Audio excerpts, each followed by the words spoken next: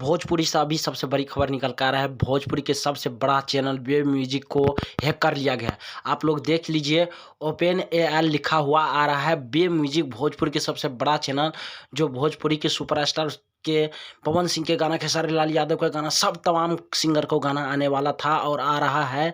Wave music Bhojpuri superstar singer का wave music आज hack हो गया है। आप लोग को बता दें कि वेव म्यूजिक पर लाइव चल रहा है, अभी लाइव चल रहा है वेव म्यूजिक पर। भोजपुरी के सबसे बड़े म्यूजिक चैनल वेव म्यूजिक को हैक कर लिया गया।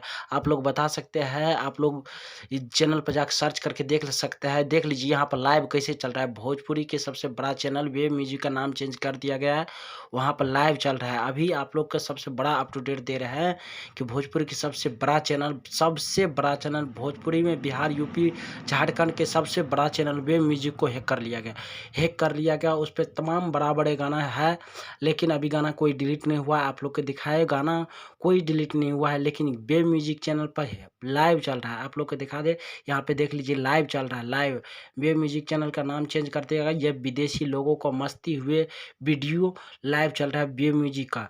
वेव म्यूजिक चैनल हैक कर लिया है। आप लोग ट्विटर हैंडल पर कमेंट करके बताएं और सपोर्ट करें।